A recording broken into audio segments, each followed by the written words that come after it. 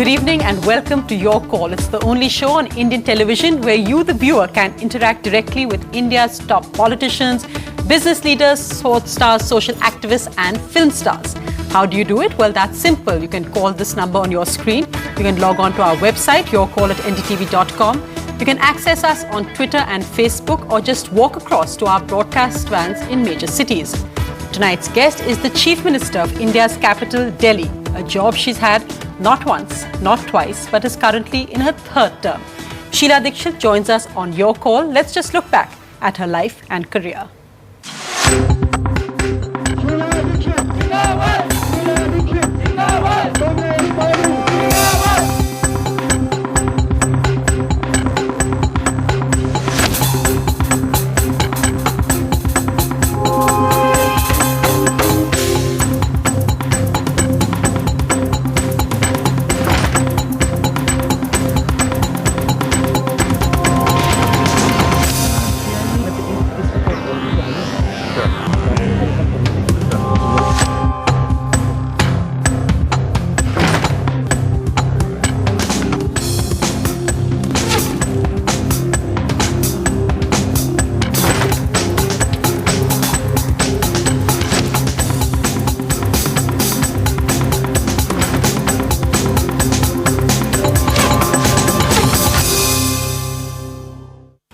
Sheila Dikshit, thank you very much for joining us tonight on the show. After YSR's tragic death, we know political observers wrote that he was one of the few Congress chief ministers who had a following of his own, who won on his own merit. They say the other one is Sheila Dikshit.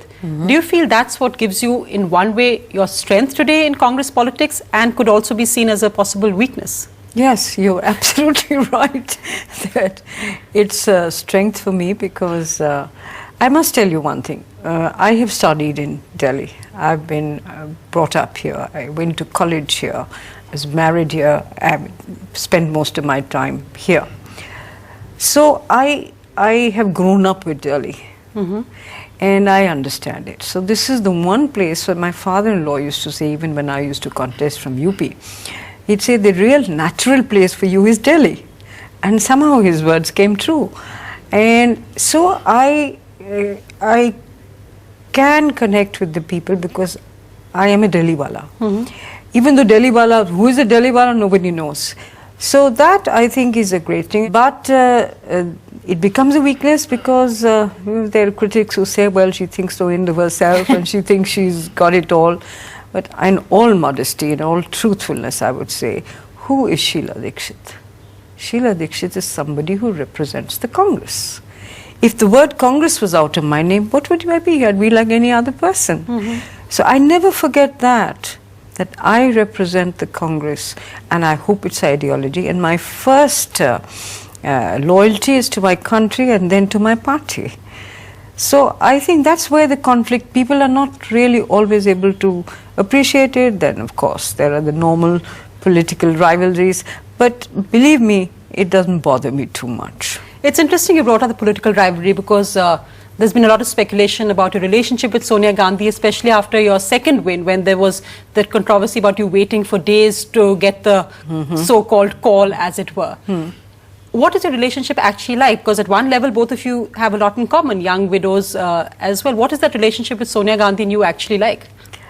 No, I think I have always related to her extremely well. I've never found her... I mean, I can't say that my relationship with her has had ups and downs. At a personal level, it's been there. But please remember that there are many, many people who talk to her and she could be advised otherwise. But I never question that because I believe so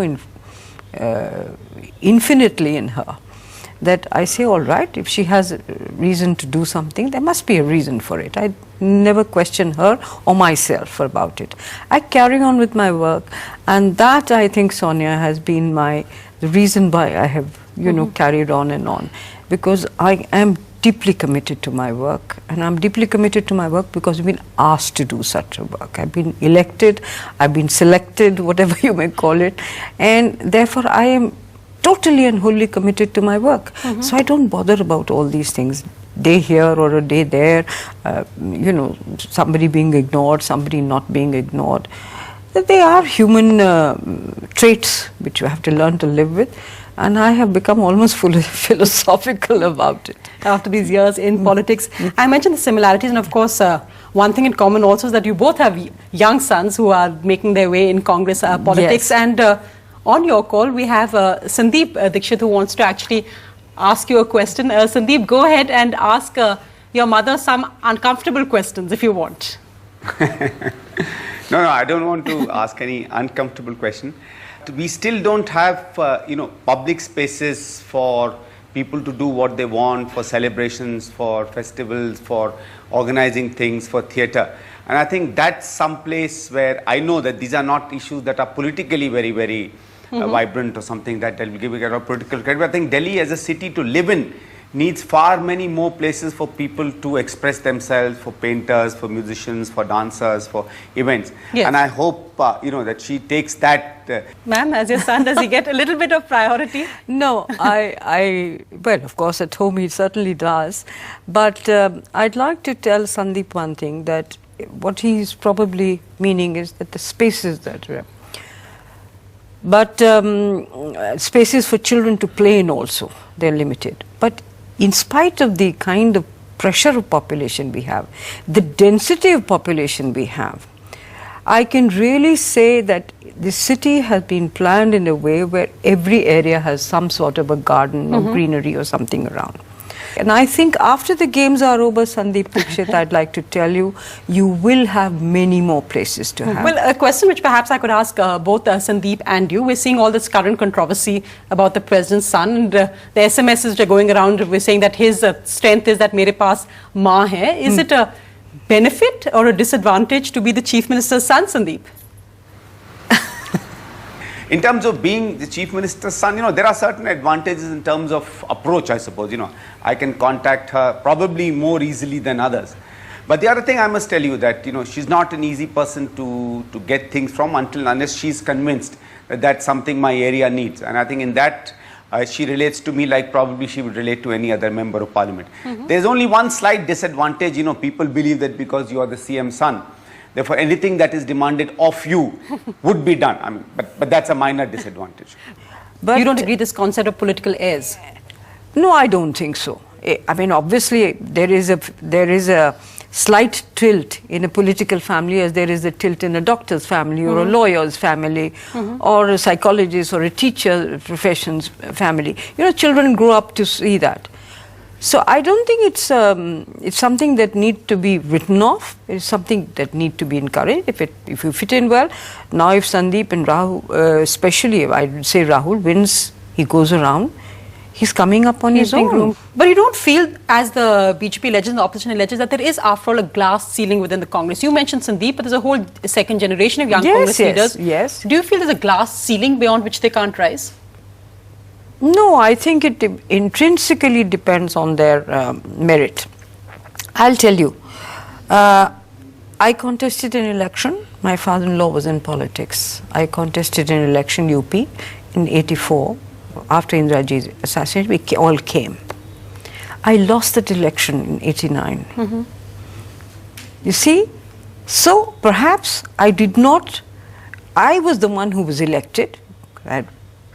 But I didn't have that advantage when I went to the second time. Yes.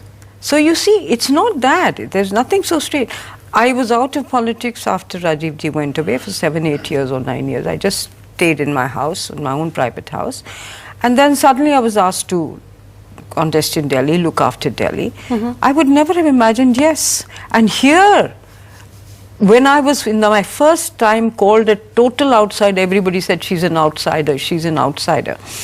And here is an outsider who's been elected 3 times over. Her party has been elected 3 times over. Right. So you can't have hard and fast rules anywhere, and least of all in politics. Of course. So no glass ceiling in politics. We're talking about being an outsider in Delhi. Delhi in so many ways who is a Delhi citizen. And Yes. I have one very elegant Delhi citizen who's made it her home after Bollywood. Sharmila Tagore now joins us to ask you a question. Ma'am, please go ahead and ask the Chief Minister your question.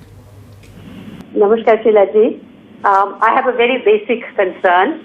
I just want to know, first of course, let me I want to share my happiness that Indian scientists have found water in the moon. But closer to home, in Vasant Vihar, in B block, on the 10th road, we have been without water for the last 2 years. Every second day the tanker comes. Now, when can this be sorted? Because it's really affecting the quality of our lives. As taxpayers, we kind of resent it, Sheilaji. So when can we have reliable supply of water? And also the water that is allocated to us, what is supposed to be coming to us, where does it go? Water in our capital city. And as Sharmila had to go on, every Delhi citizen I think will echo this on water. I would echo it myself. You see, we have a terrible problem of distribution of water. Delhi is an old ancient city with old lines and so on and so forth. We haven't been able to do with water what we were able to do with power, for instance. And I do know that even in Basant Vihar, people, have trouble getting water. I also know that there is a mafia of water, so there is water. Something is wrong with our distribution system or the way we handle the water. 42% goes waste. Why do we do that? Well, ma'am, I said the show is about viewers asking you questions, and the big focus, of course, is the Commonwealth Games of 2010. We've got lots of questions coming in on that. I'll go across to our first caller now from Bangalore. Himanshu, go ahead with your question, please. Delhiites are not known for their mannerisms. So do you think they will give any heed to the instructions given by our Honorable Home Minister, Mr. P. Chidambaram, where he has told them to behave properly during the Commonwealth Games? Because people in Beijing, people in Germany actually changed themselves for the Games. So do you think they'll give any heed to his instructions? Right. And I'll just read out some web questions also on that. Raghav Bhagra from Delhi says that Delhi has progressed during your term as Chief Minister, but crores are spent every year in making and maintaining Delhi roads. But a few days of heavy rainfall and the whole of Delhi comes to a standstill. Who is to be blamed? And as an Indian, I'm really worried about what's going to happen in the Commonwealth Games 2010. And from Athens in Greece, Pradeep Swans writes in saying that don't worry, because I've seen the Athens 2004 Olympics preparation, and to the last day and last hour they weren't ready, but they were successful, so I'm sure it will be as well. It is something that happened to Greece also, that everybody was so scared, and it worked out all right. I feel exactly the same way, that things will work out. We are working hard. There is a huge multiplicity of authorities which we are coordinating. We are having daily meetings, trying to push things, motivate people. This is there, and we will see that they come out well. After all, it's not just us, it's the whole country's name which is at this. So you will assure the people of India that the Games will happen? Yes, I would like to assure them that yes, but I keep praying also that I hope I live up to this assurance. But it's not me just, there are many other agencies, Sports Authority, DDA, so on and so forth. People, behavior. I think Mr. Chidambaram voiced something which is everybody's concern. Many of us don't voice it. I don't do it it's because not politically correct. Correct for me to do it. But I can tell you we are going to carry out a campaign where we will teach people simple things. Well, we'll take a quick break now, but lots more on Your Call with Sheila Dikshit. Stay with us.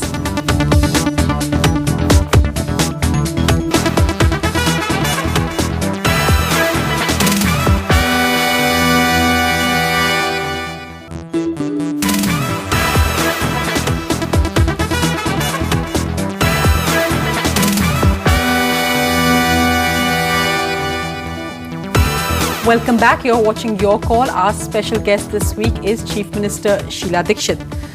Mrs. Dikshit, it's often said that there are two Delhis, or maybe there are 10 Delhis. One is, of course, the people who drive the fancy cars, live in houses, gated colonies, in apartments, and the other Delhi, which seems to be living on the streets. We have some questions from residents of that other Delhi to you. We'll just have a look at those now.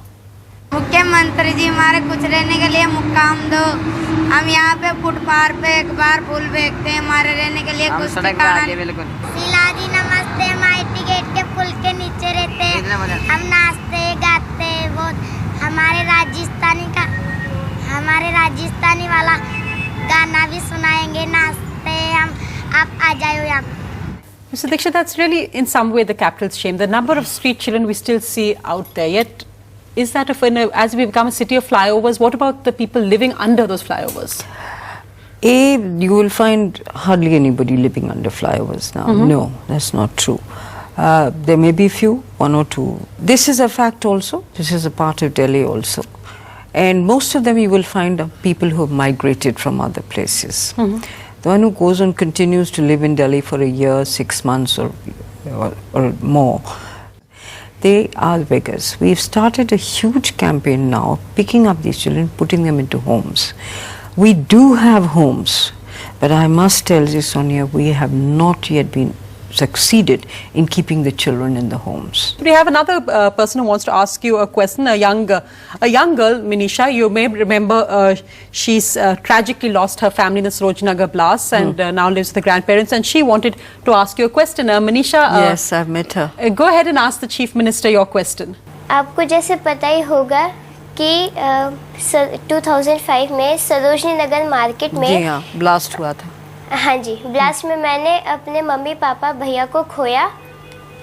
तो मैं ये जानना चाहती हूँ आपसे कि जो दिल्ली में बॉम्ब ब्लास्ट हुए हैं, इनके बाद क्या दिल्ली सेफ है बच्चों के लिए?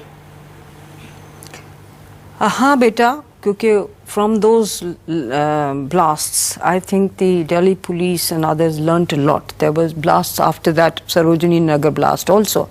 I know your grandmother, I know you. I've met the other time, last time I'd gone to Sarojini Nagar, we had met each other. There is a definite awareness amongst the police and the authorities to see that Delhi is made a much safer city. Because Delhi is the capital of India, and if anything were to happen here, it has its impact all over the world. Manisha, thank you for joining us. You're a very brave little girl. Thank you. Very brave. She's got a wonderful grandmother. Thank you. Thank you, ma'am. Well, in a way, you talked earlier about how you coming back to Delhi, you went full circle, and also anxious to ask you questions are students of your old college, Miranda House. Let's just go across and hear what they have to say. Good evening, ma'am. Let me start by saying it's such an honor to be talking to you. You're one of the most distinguished alumni of our college, and under your government, Delhi has seen leaps and bounds in terms of technology and development. I'm a student and I travel every single day from South Delhi to North Delhi, and I travel by local buses as well as the world-class metro. Now, in both instances, I have witnessed and experienced sexual harassment. I want to know, what is your government doing to ensure sexual harassment is kept at its lowest? Thank you. Hello ma'am, I would like to know what measures have been taken for the security of the women who drive often late night after the case of Sonia Vishwanathan. Mrs. Dikshit, it's a capital headed by a woman chief minister, yet our record is amongst the worst for safety against women. Is that something you feel personally sad about? And of course I feel disturbed about it. I feel very disturbed about it. But the thing is that I'm not going to be very popular when I say this, but I think we ought to be careful also. Now, that was used against you in the Sonia Vishwanathan case. Yes, I know. But I think eventually those people were caught, etc. Now, I know many girls who are working 24 hours. I know many parents who tell me, keep ringing her up on the mobile every 10 minutes to say, now which bus stand have you reached, now where are you? So this concern is definitely there. Now some of the reasons for Delhi are, it's very porous borders. You know, people come, commit a crime and go off to another state. It could be Haryana, it could be UP, it could be Rajasthan, anywhere at all. So it's not always easy to catch them. But I do believe one thing, having said this, I do believe that in the past several months there has been a better sense of security. There has been some lessons learned both by the police and by all of us to put together that yes, we should do certain things. We had those young, very bright girls from Miranda, but I'd just like to ask you, tell us about your days in Miranda House, and was it difficult going from that environment into a conservative UP Brahmin family? Yes, it was. I remember very well writing to my father when I was in a gungat hanging up to here and saying that I feel I've come back into the 16th century. I'd never known anything like that. But I must say that my in-laws adjusted and I adjusted very well 2 years later. And here was I wandering around doing what I wanted to do. We wanted to end tonight's show with someone asking you something. Who was very close to you. Your younger sister Pam has something to ask you. I must say you've done a lot of research. I remember Didi, you humming that song, Chalti Ka Naam Gaadi Ka, that ravishing, beautiful Madhubala, and that, well, with all due respect to him, that Nat Kishore Kumar, You can't that say it, ma'am. Ladki bhigi bhagi si. Oh, I'll tell you one more reason why I remember that song. I was caught in a storm all by myself at 2 in the morning in Kanpur. I just dropped my husband at the station, as usual, missed his train in Lucknow, so we went to Kanpur to drop him, so he rushed off. It was raining like cats and dogs, and I didn't know the way, so I was driving myself. So first we had come from a wedding, so I first took off my earrings and whatever I had on, so that people didn't see that. Then, when I stopped at a place where there looked like an alley, I had no clue where I was. I just said, क्या मुझे collector साहब का घर बता सकते हो, DC का घर बता सकते हो? So I saw a few of them humming "एक लड़की भीगी भागी थी." So you see, that's how I remember this song very. I mean, it's like a part of what. And oh my God, I pressed on the accelerator and I said, I hope the rain is not going to let this Fiat down and I'm going to get stuck.